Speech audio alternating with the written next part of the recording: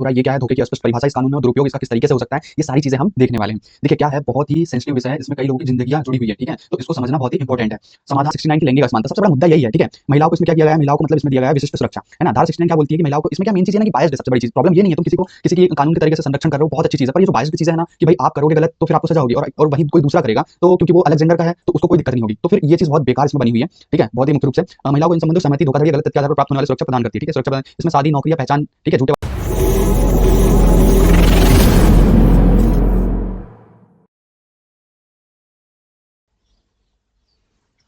Welcome back दोस्तों। आज हम बात करेंगे कि क्या क्या पुरुषों के साथ इस देश में अन्याय हो रहा है या फिर ऐसे कानून बनाए गए हैं जो बायस्ड हैं या फिर बहुत ही तरीके से उनमें खामियां हैं। तो हम उसी चीज़ को देखने वाले हैं, तो आइए पूरा एनालिसिस करते हैं कि क्या प्रॉब्लम है और क्या चीज़ें हो रही हैं, ठीक है।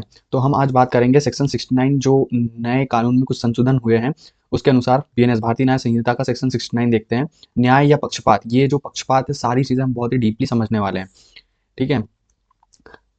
अब हम देख लेते हैं आज की प्रस्तुति का विषय क्या क्या है। धारा 69 का वास्तविक प्रावधान क्या है, लिंग पक्षपात, ये जो पक्षपात हो रहा है ये क्या है, धोखे की अस्पष्ट परिभाषा इस कानून में और दुरुपयोग इसका किस तरीके से हो सकता है, ये सारी चीजें हम देखने वाले हैं।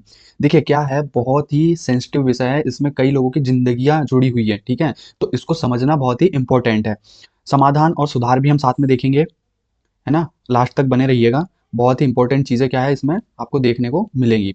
देखिए इस धारा 69 कहती क्या है, मेनली इसको पहले समझते कि ये बोलती क्या है हम लोगों को, है ना। जो कोई भी किसी महिला की सहमति को धोखाधड़ी या गलत तथ्य के आधार पर प्राप्त करता है जिसके परिणाम स्वरूप यौन संबंध स्थापित होते हैं उसे 10 साल तक की कैद और जुर्माने की सजा का सामना करना पड़ सकता है, ठीक है। ये धारा विशेष रूप से उन मामलों को संबोधित करती है जहां सहमति, विवाह, नौकरी या पहचान जैसे कि विवाहित स्थिति, धार्मिक संबद्धता के झूठे वादों तथा छलपूर्ण साधनों के माध्यम से, मेनली ये है कि ये आईपीसी, जब पहले एक धारा थी आईपीसी की धारा 376(2) का एक आधुनिकरण है जो वादे के दायरे को छलपूर्ण साधनों विस्तृत करता है। इसमें मतलब एक और चीज जोड़ दी गई है कि भाई यदि तुम वादा करते हो किसी से तो वो तुम्हारे ऊपर वो चीज जो है उल्टी पड़ सकती है, ठीक है। आइए इसको और अच्छे से समझ लेते हैं कि लिंग पक्षपात का मुद्दा, धारा 69 की लैंगिक असमानता, सबसे बड़ा मुद्दा यही है, ठीक है। महिलाओं को इसमें क्या किया गया है, महिलाओं को मतलब इसमें दिया गया है विशिष्ट सुरक्षा, है ना। धारा 69 क्या बोलती है कि महिलाओं को इसमें क्या मेन चीज ये ना कि बायस्ड है, सबसे बड़ी चीज। प्रॉब्लम ये नहीं है तुम किसी की कानून के तरीके से संरक्षण कर रहे हो, बहुत अच्छी चीज है, पर ये जो बायस्ड चीजें है ना कि भाई आप करोगे गलत तो फिर आपको सजा होगी और वहीं कोई दूसरा करेगा तो क्योंकि वो अलग जेंडर का है तो उसको कोई दिक्कत नहीं होगी, तो फिर ये चीज बहुत बेकार इसमें बनी हुई है, ठीक है। बहुत ही मुख्य रूप से महिलाओं को इन संबंधों सहमति, धोखाधड़ी या गलत तथ्य के आधार पर प्राप्त होने वाले सुरक्षा प्रदान करती है, ठीक है। सुरक्षा प्रदान इसमें शादी, नौकरी या पहचान, ठीक है, झूठे वादों के माध्यम से प्राप्त सहमति शामिल है जिससे महिलाओं को छलपूर्ण कृत्यों से बचाव मिलता है। बचाव मिलता है, ओके, महिलाओं को बचाव मिलना भी चाहिए। मैं चाहता हूँ बहुत बचाव मिले, इतना बचाव मिले कि उनको कभी कोई प्रॉब्लम ही ना आए जीवन में, है ना, क्योंकि कानून बहुत अच्छे बनना चाहिए, इससे भी 50 कानून और बनना चाहिए कि उनको पूरा संरक्षण मिले, ठीक है। मैं उस पर बात ही नहीं कर रहा हूँ, बहुत अच्छा मिलना चाहिए, ठीक है। इसके बाद हम आ जाते हैं पुरुषों के लिए सुरक्षा का भाव। इसके विपरीत धारा 69 के तहत पुरुषों को यौन संबंधों में समान प्रकार के धोखे से कोई स्पष्ट सुरक्षा नहीं मिलती है। मान लीजिए कि एक पुरुष ने यदि वादा कर दिया और उसने वो नहीं निभाया, ठीक है, जैसे किसी से शादी का वादा कर दिया या नौकरी देने का वादा कर दिया और कुछ ऐसा फिर उसके बाद उसके द्वारा छल किया गया, यदि उस पर इस तरीके का आरोप लगता है तो उसको इस कानून के तहत 10 साल की सजा है, ठीक है। उसको एक तरीके से रेपिस्ट मान लिया जाएगा। यदि उसने वादा कर दिया एक कोई सा और वो पूरा नहीं कर पाया किसी कारण बस, तो उसको रेपिस्ट, चलो ठीक है भाई, बहुत अच्छा किया आपने, है ना, महिलाओं को बहुत अच्छा सपोर्ट प्रदान किया। पर यहीं पे यदि एक पुरुष किसी महिला द्वारा धन का लाभ, ठीक है, विवाह का लाभ, झूठा वादा के तहत यौन संबंध बनाने के लिए उकसाया जाता है, यदि कोई महिला बोलती है कि मैं आपसे शादी करूंगी और बाद में वो नहीं करती है या किसी कारणवश वो नहीं करती है, तो उसके लिए कोई अधिकार नहीं है पुरुषों को, है ना, मतलब पुरुष को कोई अधिकार इसमें नहीं दिया गया है और इसके तहत वह पीड़ित के रूप में मान्यता नहीं दी जाती, जिससे कानून में स्पष्ट लिंग पक्षपात दिखता है। पूरा कानून पक्षपाती है, पूरा सिस्टम ही पक्षपाती, इस तरीके से कानून बनाने वाला सिस्टम आप समझ सकते हैं कि किस तरीके का होगा, है ना। देखिए मैं ये नहीं बोल रहा हूँ यदि गलत है तो फिर दोनों के लिए गलत है ना, कोई एक धोखेबाजी कर रहा है और आप उसको सजा दे रहे हो, ठीक है, तो आप इनको भी सजा दो ना। फिर यदि ये धोखेबाजी करते हैं तो फिर मतलब ये धोखेबाजी करे या फिर ये गलत छलपूर्ण साधनों का प्रयोग करे, धोखाधड़ी करे, तो वो उसमें आप इन लोगों को कुछ नहीं बोलेंगे, ठीक है। और वहीं पे, और मैं सबकी बात नहीं कर रहा हूँ, जो ये इस तरीके की चीजें करते हैं उनके लिए मैं बात कर रहा हूँ, ठीक है। और कानून किस तरीके से एक चीज को ध्यान में रख के दूसरे पक्ष को बिल्कुल नकारते हुए बनाया गया है, पता नहीं इनकी आंखें क्या देखती है उस चीज में कि भाई ये दूसरे पक्ष को देखना ही भूल जाते हैं, है ना। एलजीबीटीक्यू समुदाय की बात कर लेते हैं। कानून की वर्तमान परिभाषा के अनुसार धारा 69 केवल महिलाओं, बस केवल महिलाएं पीड़ित हो सकती हैं। धोखेबाजी सिर्फ महिलाओं के साथ हो सकती है, पुरुषों के साथ धोखेबाजी हो ही नहीं सकती है, ये कानून बनाने वालों का कहना है, ठीक है। एलजीबीटीक्यू समुदाय यौन संबंध में वो धोखे के लिए कोई कानून सहारा नहीं मिलता है, ना पुरुषों को मिलता है, ना अदर अदर लोग हैं उनको मिलता है, मतलब कोई बाकी लोगों के साथ धोखा हो ही नहीं रहा है ना, सिर्फ धोखा महिलाओं के साथ हो रहा है, पता नहीं क्या सिस्टम है। यह स्पष्ट लैंगिक भेदभाव को भारतीय संविधान के अनुच्छेद 14, सबसे मेन चीज हमें यहाँ पे ये समझने वाली है कि हमारा जो लिंग, ठीक है, और जाति या जन्म स्थान के आधार पर जो भेदभाव होता है, मूल वंश धर्म, ठीक है, इनके आधार पर जो भेदभाव होता है उसका संविधान में कहा गया है कि ये नहीं होना चाहिए, ठीक है, अनुच्छेद 14 में कहा गया है, ठीक है, समानता का अधिकार है। पर इसका उल्लंघन ये हो सकता है, सीधा सा उल्लंघन कर रहा है भाई, तुम लिंग पक्षपात कर रहे हो तो ये तो तुम सीधा संविधान का उल्लंघन कर रहे हो, और ये कानून ऑलरेडी बने हुए हैं और चल रहे हैं, तो ये किस तरीके से चल रहा है मुझे नहीं पता। चलिए आइए अब नेक्स्ट चीजों पे बात करते हैं। धोखे की इसमें अस्पष्ट परिभाषा दी गई है। देखिए आपका भी जीवन इसमें दांव पे लग सकता है, आपके घर परिवार चीजों रिश्तेदारों समाज में बहुत सारी चीजें हैं, तो किसी का भी और बहुत सारे झूठे किस्से आपने आस पड़ोस में या कहीं ना कहीं ऐसे सुने होंगे या देखे होंगे, ठीक है। तो भारतीय न्याय की संहिता 69 में प्रयुक्त शब्द धोखा की परिभाषा अत्यंत अस्पष्ट है, जो कानूनी व्याख्या अनुप्रयोग में गंभीर चुनौती है। अस्पष्ट है, ठीक है, स्पष्ट तरीके से इसको कुछ बताया नहीं गया, बस बना दिया गया। ब्रेकअप बनाम धोखा, मान लीजिए किसी का ब्रेकअप हो जाता है, दीर्घकालीन संबंध टूट जाता है जिसमें शादी का मौखिक वादा शामिल था, धोखाधड़ी माना जाएगा। प्रारंभिक भले व्यक्ति का प्रारंभिक इरादा नेक रहा, भले व्यक्ति नेक रहा, उसने उसकी कोई गलती ना हो, पर फिर भी क्योंकि उसने वादा कर दिया एक, आपने मान लिया, तो वो मतलब झूठा हो गया। बाद में किसी कारणवश भविष्य की योजनाओं के कारण, ठीक है, टूट जाता है उनका, कुछ उनमें डिस्ट्रीब्यूट हो जाता है, कुछ मतलब टूट जाती है चीजें, तो इसे यौन संबंध के धोखाधड़ी के रूप में आपराधिक ठहराया जा सकता है, मतलब इसको धोखाधड़ी, मतलब 10 साल की जेल है इस चीज पे। भाई मान लो नहीं बन पा रही चीजें तो फिर टूटेगा, ब्रेकअप होगा, और ब्रेकअप यदि हो गया तो फिर मतलब चलिए ठीक है आपने इसको धोखा मान लिया, तो फिर आप पुरुषों के लिए भी मानिए ना, आप एक पक्ष के लिए धोखा मान रहे हैं, दूसरे पक्ष को चले ठीक है छोड़ दे रहे हैं, तो आप या तो हमको मूर्ख समझते हैं या फिर मतलब क्या समझते हैं, नहीं हम मूर्ख हैं, ठीक है, अच्छी बात है, बहुत अच्छी बात है। आर्थिक स्थिति में हेरफेर, क्या किसी व्यक्ति की वास्तविक आर्थिक स्थिति सामाजिक पृष्ठभूमि के बारे में गलत जानकारी देना, जैसे कि झूठा वादा करना, अमीर है, उच्च पद पर है, धोखा के दायरे में आएगा, इससे यौन संबंध बनते हैं, इसका भी अस्पष्ट है, ये भी स्थिति नहीं है पूरी। इरादे का परिवर्तन, यदि शादी का सच्चा इरादा था लेकिन समय के साथ परिस्थितियां भावनाएं बदल जाती है, भाई कोई व्यक्ति के विचार व्यवहार कभी पसंद आए, उसका विचार व्यवहार बदल गया, फिर वो सामने वाला सोचता है कि यार इसका मतलब व्यवहार अब ठीक नहीं है, मैं इससे रिश्ता नहीं रख पाऊंगा, ठीक है, तो इसको 10 साल की जेल देंगे। मतलब ये क्या हुआ, कौन सा इसने अपराध कर दिया इतना, वो स्वतंत्र है भाई उसकी लाइफ जीने के लिए, उसको आपने बांध दिया एक जगह एक तरीके से पकड़ के, ये ऐसा थोड़ी होता है। ये झूठा वादा माना जाएगा। कानून को स्पष्ट करना होगा कि इरादे का परिवर्तन जानबूझकर किए गए धोखे के बीच में कि रेखा कहाँ खींचनी, कुछ रेखा वेखा कुछ नहीं खींची इन्होंने, डायरेक्ट बना दिया। सामान्य संबंध परिवर्तन का अपराधीकरण, क्या दो वयस्कों के बीच विकसित होने वाले सामान्य संबंध परिवर्तन जिसमें भावनाएं विकसित हो सकती है या बदल सकती है, भाई कोई भी दो लोग हैं तो उनके बीच में भावनाएं बदल सकती है, ठीक है, तो क्या इसको अपराध बनाना उचित है? कानून व्यक्तिगत संबंधों की जटिलताओं को पहचानने में विफल रहा है, बिल्कुल विफल रहा है 100%। ये बहुत ही बड़ा क्या है, ये खतरा है, जो है एक तरीके से बहुत ही बड़ा क्या है, ये खतरा है ना। इसके अतिरिक्त धारा 69 धारा 63 धोखाधड़ी के साथ ओवरलैप करता है ये, है ना, अदालतों में अत्यधिक भ्रम पैदा कर सकता है, जहां धारा 69 सामान्य धोखाधड़ी को परिभाषित करती है। भाई यदि आपके साथ धोखाधड़ी हो रही तो वो तो किसी के साथ भी हो सकती है, आप उसको एकदम से इस तरीके से क्यों पेश कर रहे हैं कि किसी के साथ रेप कर दिया आपने या मतलब बहुत बड़ा 10 साल की जेल दे रहे हैं आप नॉर्मली जो धोखाधड़ी होती है यदि किसी ने की भी है, ठीक है, तो उस तरीके से आप उसको डील करिए ना, और फिर सभी के लिए डील करिए। आप एक एक के प्रति धोखाधड़ी हो रही है फिर दूसरे के प्रति नहीं हो रही है, कि ये क्या हरकत है। और आप लोगों को यदि समझना है इन चीजों को तो समझिए, वरना यही हमारे चल रहा है समाज में, और यही चीजें क्या फिर आगे जाके बहुत डिस्प्यूट खड़े करती हैं। गंभीर परिणाम, इसके परिणाम बहुत जल्दी हमको भुगतने को मिलेंगे और बहुत ही अच्छे तरीके से भुगतने को मिलेंगे, तो आप समझ सकते हैं इस चीज को कि ये कितना गंभीर परिणाम दे सकता है। धारा 69 के तहत लगाए गए आरोप किसी व्यक्ति के जीवन पर गहरा और दूरगामी प्रभाव डाल सकते हैं। आरोप व्यक्ति के लिए अत्यंत घातक हो सकते हैं, 10 वर्ष तक की कठोर कैद, पता नहीं कौन सा गुनाह कर दिया उसने। भाई मान लीजिए उसका बाद में चीजें नहीं चल पाई है, सामने वाले का व्यवहार बेकार हो रहा है, तो क्यों रहेगा उसके साथ में, ये चीज है ना। आपने उसको जबरदस्ती बांधने के लिए, और चलो ठीक है बांधने के लिए कर दिया, तो दूसरे व्यक्ति पे भी तो कार्रवाई करिए आप, और लंबी न्यायिक प्रक्रिया का सामना करना पड़ता है। इस अपराध की गंभीरता हत्या के प्रयास जैसे, क्या हत्या के प्रयास जैसे मतलब 10 साल की जेल दे रहे हो आप, क्या मतलब उसने इतना बड़ा गुनाह कर दिया, क्या है वो, ठीक है। सामाजिक कलंक और प्रतिष्ठा का स्थायी नुकसान, समाज में व्यक्ति की इज्जत और सम्मान, मान सम्मान सबका होता है भाई, लड़का और लड़की, पुरुष, मैं जेंडर की बात नहीं कर रहा, सबका सम्मान होता है। इसलिए किसी के प्रति एक केस भी यदि खराब होता है, यदि एक को भी बेगुनाह को सजा होती है, तो वो बहुत बड़ी शर्म की बात है हमारे कानून के लिए, हमारे देश के लिए और समाज के लिए। करियर और आजीविका का पूर्ण विनाश, करियर आरोप लगते ही उसको नौकरी से निकाल देते हैं, या कोई दिक्कत हो जाती है वहां पे, उससे अच्छे से व्यवहार नहीं किया जाता है। आरोप लगते ही, अभी सिद्ध नहीं हुआ है, कुछ भी आरोप मुंह से लगा दिया आपने, और कानून में उसको इतने अच्छे तरीके से संरक्षण दे दिया गया है कि क्या ही बोले। आत्महत्या के लिए विचार, अब इन सभी के कारण कई लोग आत्महत्या भी कर लेते हैं, कई पुरुष शर्म के मारे, डर के मारे, या फिर उन पर पैसे का दबाव बनाया जाता है कि इतना पैसा दो, इतना चीजें करो, ऐसा उनका मिसयूज किया जाता है बहुत बुरे तरीके से। चलिए अब आइए नेक्स्ट चीज देखते हैं।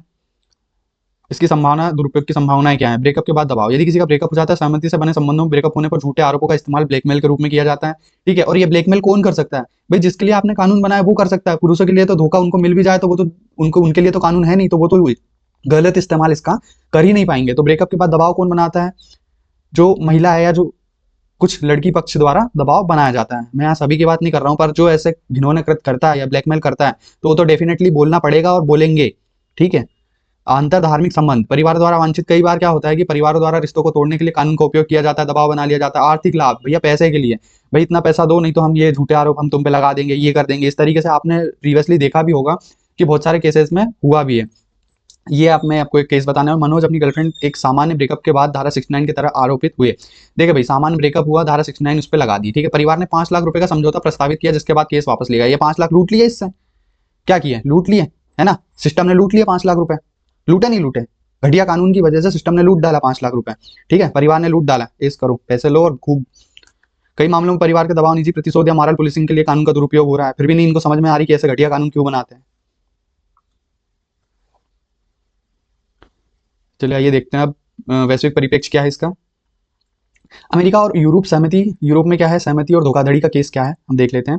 अधिकांश पश्चिमी देशों जैसे अमेरिका, कनाडा, यूके और कई यूरोपीय संघ देशों में यौन संबंध के लिए सकारात्मक सहमति पर जोर दिया जाता है। इसका अर्थ है कि सहमति स्पष्ट, स्वैच्छिक और निरंतर होनी चाहिए। इस देश में शादी का झूठा वादा आमतौर पर यौन उत्पीड़न का आधार नहीं बनता। भाई तुम क्या पागल हो? यदि तुमसे कोई वादा कर रहा है, चलो ठीक है, आप रेलवे स्टेशन पे गए, आप किसी ने आपको चॉकलेट देने का वादा किया, तो आप क्या उसके साथ चले जाएंगे? भाई किसी अनजान ने आपको चॉकलेट देने का वादा किया, आप उसकी बात मान लेंगे और फिर चले जाएंगे उसके साथ? ऐसा नहीं होता है ना। देखो क्या होता है कि भाई वादा कर दिया, बाद में हो सकता है परिस्थितियां बदल जाए, बाद में हो सकता है उसको काम की वजह से कहीं जाना पड़े, बाद में हो सकता है बहुत सारी चीजें हो सकती है, उसके घर वाले, परिवार वाले, या कई सारी चीजें सामने आ सकती है, या हो सकता है कि रिश्ता आप सही ना लग रहा हो। ठीक है, तो इसका मतलब ये थोड़ी ना कि मतलब आपने उसके ऊपर 10 साल की जेल लाद दी। ऑस्ट्रेलिया स्पष्ट सहमति, कोई आपराधिक संबंध नहीं। ठीक है, ऑस्ट्रेलिया में भी सहमति की परिभाषा अत्यंत स्पष्ट है और यह आमतौर पर ब्रेकअप के मामलों को आपराधिक दायरे में नहीं लाती। भाई ब्रेकअप हो गया, नहीं रहना चाहते, अब आप जबरदस्ती बांध रहे हो उनको। ठीक है, वहां के कानून में स्वीकार किया गया है कि रिश्ते जटिल होते हैं और वादों का टूटना भले ही दर्दनाक हो, पर यौन संबंध की सहमति के रूप में व्यापक रूप से रद्द नहीं करता। भाई इसका मतलब रेप थोड़ी हो गया, है ना। मतलब ठीक है, वादा टूट गया, प्रॉब्लम होती है, एक व्यक्ति के लिए प्रॉब्लम हो सकती है, नहीं सह पाता है व्यक्ति। ठीक है, पर इसका मतलब ये नहीं कि उन्होंने रेप कर दिया और उसको 10 साल की आप जेल दे रहा है भारत की तरह। कोई सा, मैंने ये चीजें कहीं और देखी नहीं है भारत के सिवा। पता नहीं क्या करके, क्या किस तरीके से कॉन्शियस होते हैं, नहीं होते हैं ये बनाने वाले, कानून बनाने वाले, कि एक तरफ देख लिया दूसरी तरफ। कनाडा, लिंग तटस्थ कानून और व्यक्तिगत स्वायत्ता। देखिए कनाडा का आपराधिक कानून सभी लिंगों पर समान रूप से, यहाँ पे भी समान रूप से लागू होता है सभी लिंगों पे। बस यही भारत में ही एक है कि महिलाओं पे ही लागू, जो भी है पुरुष ने गलती कर ली है, महिलाएं सब सही है।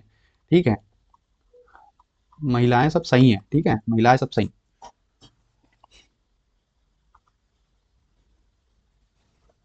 धारा 69 का भारतीय पुरुषों पर प्रभाव, डेटिंग और भय में अविश्वास का माहौल है। ठीक है, हर बातचीत और संदेश का स्क्रीनशॉट रखना आवश्यक हो गया। संबंधों में प्रवेश से पहले सहमति लेने की प्रवृत्ति हो चुकी है। ठीक है, डाउट की नजर से देखता है ना भाई हर, देखिए कई लड़कियां कुछ अच्छी भी होंगी, बट उनको भी डाउट की नजरों से देखा जाता है ना, कि भाई कब ये क्या चीज कर दें, है ना।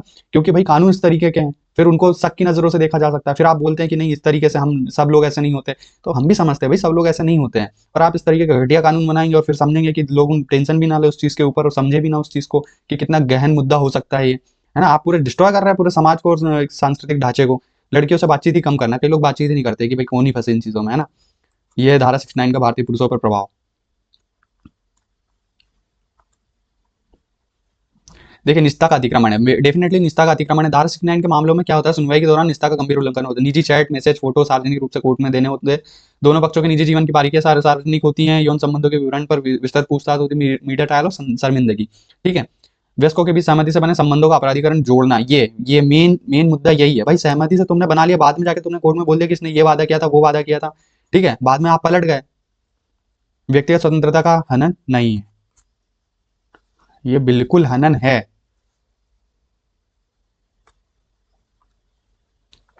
केस स्टडी देख लेते हैं इसमें, है ना। मेनली की जीवन बदलने वाले आरोप, राहुल का मामला, दिल्ली के 26 वर्षीय सॉफ्टवेयर इंजीनियर पर 1 साल के रिलेशनशिप के बाद क्या था, धारा 69 के तहत मामला दर्ज हुआ। उसके पास शादी का इरादा था, लेकिन परिवार की असहमति के कारण रिश्ता टूट गया। भाई हो सकता है परिवार में कोई डिस्प्यूट हो गया, मतलब डिस्प्यूट हो गया हो, तो वो टूट जाती है। ठीक है, चीजें 9 महीने जेल में बिताने के बाद अंत सबूतों के अभाव में बरी हुई। 9 महीने कौन ला के देगा उसके वापस? आप बताइए ना, सिस्टम से 9 महीने आपने खा गए उसके, ठीक है, किसी के जीवन के 9 महीने खाना, 1 घंटा भी बहुत इंपॉर्टेंट होता है लोगों के जीवन में, आपने उसकी 9 महीने की सत्यानाश कर दिया पूरे तरीके से, है ना, पूरे सिस्टम ने और घटिया कानून ने पूरा नाश कर दिया उसके 9 महीने का। एक दिन आप दे सकते हैं किसी को, एक दिन का जीवन आप लौटा सकते हैं किसी को। अनिल का अनुभव देखते हैं। मुंबई के 30 वर्षीय अनिल पर शादी का झूठा वादा करने का आरोप लगा, दोनों के बीच म्यूचुअल ब्रेकअप था, ठीक है। अच्छा, यही कोई लड़की ब्रेकअप कर लेती है, ठीक है, कोई लड़की ब्रेकअप कर लेती तो उस पर कुछ कानून नहीं है, नो कानून, नो, कुछ भी नहीं है, ठीक है। और वहीं पे एक लड़का कुछ कर लेता है इस तरीके से तो उस पर केसेस हो जाते हैं, बहुत बढ़िया, शानदार। लेकिन परिवार के दबाव में लड़की ने केस दर्ज करवा दिया है, परिवार ने दबाव डाल दिया था, भाई देख लो 7 लाख रुपए लूट लिए, यहाँ पे भी लूटा मारी है, पूरे सिस्टम में लूटा मारी है। धारा 69 बना मानवाधिकार, मानवाधिकार का तो सीधा सा उल्लंघन करते हैं ये लोग। समानता का अधिकार, लिंग आधारित भेदभाव अनुच्छेद 14-15 का सीधा डायरेक्टली उल्लंघन करते हैं, और आंख मीच के बैठे हुए गवर्नमेंट भी और फिर सारी कोर्ट्स भी। व्यक्तिगत स्वतंत्रता, वयस्कों के आपसी संबंध वाले संबंधों पर राज्य का हस्तक्षेप। देखिए, मैं किसी को क्रिटिसाइज नहीं कर रहा हूँ और डायरेक्टली किसी पे मैं कुछ नहीं कर रहा हूँ, ठीक है, परंतु देखिए आप ये चीजें करेंगे और ये गलत है, क्योंकि ये लिखा हुआ है, इसलिए मैं बोल रहा हूँ, खुद से नहीं बोल रहा हूँ मैं, ठीक है। संबंध बनाने की स्वतंत्रता, शकुंतला देवी केस में सुप्रीम कोर्ट ने इसमें मान्यता दी। निष्ठा का अधिकार 2017 में सुप्रीम कोर्ट द्वारा मौलिक अधिकार घोषित किया गया था, हनन कर रहे हैं उस चीज का। वयस्कों के बीच प्रेम संबंध और उनके परिणामों को अपराध बनाना संविधान की भावना के विपरीत है। आपने पूरी जिंदगी की वाट लगा दी सामने वाले की, पूरा आप घुस जा रहे हैं उसके जीवन में। आवश्यक सुधार क्या कर सकते हैं हम लोग, ये देख लेते हैं। सबसे मेन चीज है ना, लिंग तटस्थता, कानून को सभी लिंगों के लिए समान रूप से लागू होना चाहिए, पुरुष, महिला और एलजीबीटीक्यू समुदाय सभी के लिए। देखिए, मैं किसी का विरोध नहीं करता हूँ, परंतु देखिए सभी को समान रूप से माना जाना चाहिए, महिला पुरुष में कोई भेदभाव नहीं होना चाहिए, बहुत बढ़िया चीज है ये, है ना।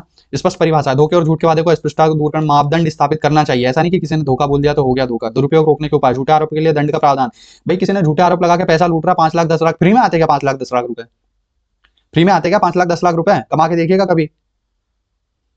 झूठे आरोप के लिए प्रारंभिक 5 लाख 10 लाख रुपए लूट लिए और चलते बने, धंधा बना लिया आप लोगों ने। और मैं उन लोगों को बोल रहा हूँ जो लोग ये करते हैं, ठीक है, सब लोग वो ना हो, नहीं तो मिर्ची उन्हीं को लगेगी जो लोग इस घटिया काम में इन्वॉल्व है। समाज की बदलती परिस्थितियों को मान्यता, आधुनिक रिश्तों और डेटिंग संस्कृति को ध्यान में रखते हुए कानून का आधुनिकीकरण करना चाहिए। ऐसा नहीं है कि अंधे होकर एक ही चीज एक तरफ देख रहे हैं बस। अब चले नेक्स्ट चीज देख लेते हैं, संतुलित दृष्टिकोण क्या रहेगा हमारा इस पे। सुरक्षा का मत, महिलाओं के लिए, महिलाओं सहित, भाई महिलाओं को भी सुरक्षा मिलनी चाहिए, महिलाओं सहित सभी वर्गों को यौन शोषण से सुरक्षा मिलनी चाहिए। वास्तविक धोखाधड़ी और शोषण के मामलों में कानूनी कार्रवाई आवश्यक है। यदि कोई गलत दुरुपयोग करता है तो उसको भी 10 साल की सजा होनी चाहिए, भले ही वो लड़की हो या लड़का हो, ठीक है। प्रत्येक व्यक्ति के अधिकारों का सम्मान होना चाहिए। सुधार क्या हो सकता है, किसी भी कानून का उद्देश्य न्याय होना चाहिए, बदला नहीं होना चाहिए। आप बदला ले रहे हैं सीधा पुरुष वर्ग से, क्या ले रहे हैं आप, बदला ले रहे हैं, पूरा पुरुष वर्ग सोया हुआ है। पता नहीं हमारे युवा क्या कर रहे हैं, उनको समझ में नहीं आती, उनके खिलाफ पता नहीं कौन कौन से कानून बन जाते हैं, वो अंधे की तरह बैठे हुए हैं। व्यक्तिगत स्वतंत्रता और आत्मनिर्णय के अधिकार का सम्मान, वयस्कों को निजी मामलों में राज्य के हस्तक्षेप सीमा तय होनी चाहिए। आप पूरा अंदर घुस गए उनके घर तक। समाज की वास्तविक जरूरतों आधुनिक मूल्यों के अनुरूप धारा 69 का पुनर्निर्माण आवश्यक है, मोस्ट इंपॉर्टेंट है, नहीं तो ये डिस्ट्रॉय करेगी पूरे सिस्टम को, सामाजिक सिस्टम को बोल रहा हूँ। क्या ये कानून बदलना चाहिए, ठीक है, बिल्कुल बदलना चाहिए, डेफिनेटली बदलना चाहिए, है ना। ये कानून बदलना, आपकी क्या राय है, धारा 69 क्या होना चाहिए, और क्या वयस्कों के बीच सहमति से बने संबंधों का अपराधीकरण उचित है? भाई आप खुद से जा रहे हो, खुद से सारी चीज कर रहे हो, बाद में आप बोल रहे हो 10 साल की जेल करवा देंगे, ये करवा देंगे, पैसे दे दो। कानून के दुरुपयोग को रोकने के लिए सुरक्षा के उपाय होना चाहिए। अपने विचार कमेंट में साझा करें और चर्चा में आप भाग ले सकते हैं, मुझसे जुड़ सकते हैं, फॉलो सब्सक्राइब जो भी है आप कर सकते हैं। इस प्रस्तुति का उद्देश्य जागरूकता बढ़ाना और सुधार के लिए संवाद शुरू करना, ठीक है। सुधार जरूरी है, इसलिए हमें संवाद करना पड़ेगा। और थैंक यू सो मच, यदि आपने यहाँ तक देखा है तो, है ना, फॉलो कर लीजिएगा, लाइक सब्सक्राइब जो भी है कर दीजिएगा। थैंक यू सो मच, मिलते हैं ऐसे किसी नेक्स्ट वीडियो में।